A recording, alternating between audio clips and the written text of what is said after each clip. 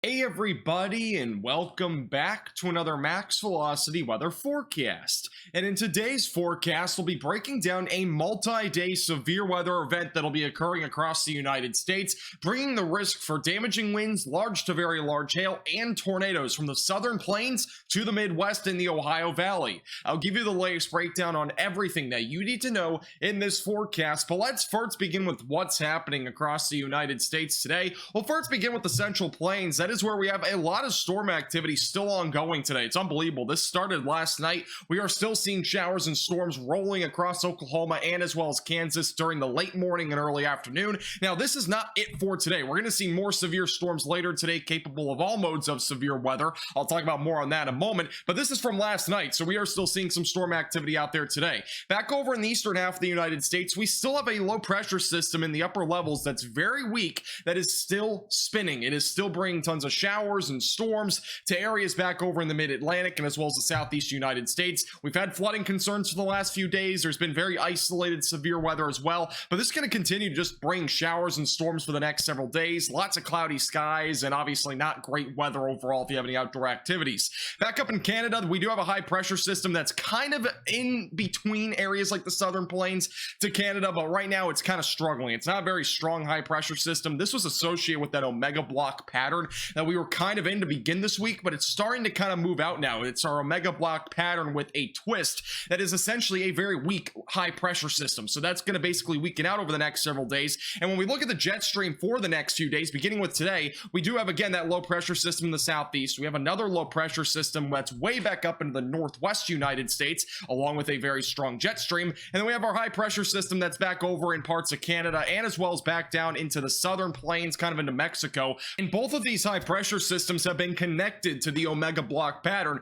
but that pattern is now going away. We're going into a completely new pattern where we're going to start to see more trough ejections that could bring some severe weather. So you'll notice as we go into Friday, look back over in the western United States, that's where our next trough ejection will be. This could actually bring some significant severe weather from about the central plains into areas like the Midwest and the Ohio Valley as we go into the weekend. So again, quite an interesting pattern coming. And for those in the Midwest and the Ohio Valley, there has hardly been any rain over the past couple months, but again, things are going to change over the next couple days. Once we go into Saturday and as well as into Sunday, that trough starts to move off to the east towards areas like the Midwest, and that is when we'll start to see the potential for severe weather start to ramp up, both on Saturday and as well as Sunday, and we'll also have some strong upper level winds that could also increase the longevity of some of these supercells as storms do end up forming both Saturday night and as well as going into Sunday. And you'll eventually notice as we go into Sunday into Monday, we'll have that jet stream start to kind of dip a little bit down to the south and southeast. That'll allow for this low pressure system to be kind of centered over the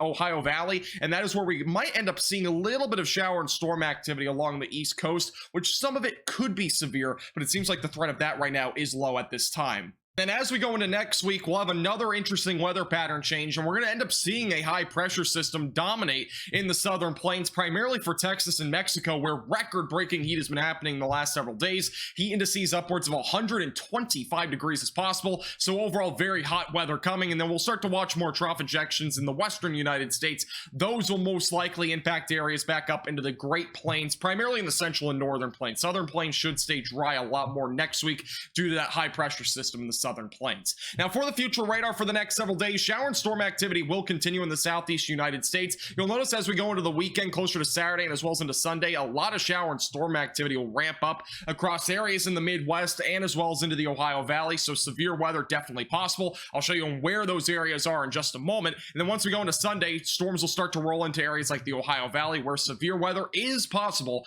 on Sunday. Once we go into Monday, storms start to move further off to the east towards the east coast, and then more dry weather across the Great Plains as we go into early next week, before more storm activity returns as we go into later next week with those trough ejections returning. But again, dominant high pressure system to begin next week in the southern plains. For the temperatures across the United States, we have a big wall still with that omega block. It's very warm, record-breaking high temperatures in Canada and as well as back down in Mexico. That will continue for the next several days. But you'll notice as we go into Friday into Saturday, that is when that omega block pattern really starts to fizzle out in terms of the heat that it's bringing. You'll notice that there will be some cooler weather coming across areas like the Central Plains. And then once we go into next week, still some cooler weather into the Ohio Valley, warm weather across the East Coast, and then very warm weather returning to Texas, where we again could see some record-breaking high temperatures and as well as heat indices. Now let's talk about the severe weather potential for the next several days, and we'll begin with today, which is tossing trampolines on trees Thursday. We right now have a slight risk of severe weather back over in Colorado, parts of the Texas Panhandle,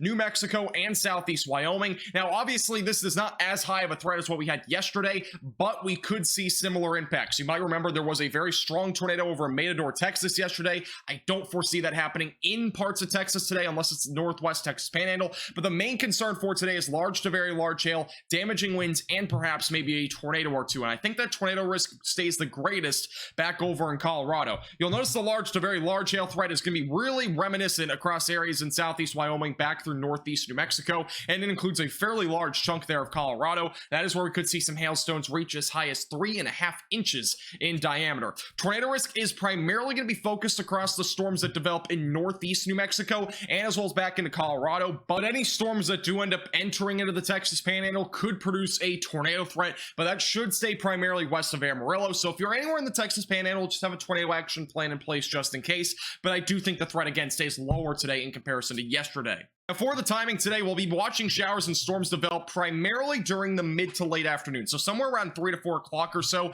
is when those initial supercells will fire. You'll notice a couple different areas. So one back over in southeast Wyoming and parts of Colorado, and then another area back down in the northeast New Mexico area. Now this one's a bit more concerning for the tornado risk because the low level jet will be a bit stronger, a little bit more organized supercells are possible, with those being potentially discrete. And then once we go into the late afternoon, closer to the evening hours, storms will start to move closer to the Texas Panhandle. Now, it's a question of whether those storms will actually make it to the Texas Panhandle. If they don't, then obviously there's not really a whole lot of concern for severe weather. But if they do end up making it, all modes of severe weather would be possible. You'll notice closer about 9, 10 o'clock, storms are rolling through eastern Colorado, and eventually going into the overnight hours, storms will start to move off to the east, with maybe some severe weather still lingering, but a lot of the severe weather potential after midnight will just be damaging winds and maybe some sporadic hail. The threat is overall going to be lower. Now, for flying fences Friday, we do currently have a slight risk of severe weather, very large area, by the way. It extends from South Dakota all the way back through the high plains in Texas. Main concern for tomorrow is large to very large hail, some damaging winds as well, but there is a chance for maybe an isolated tornado or two across that area.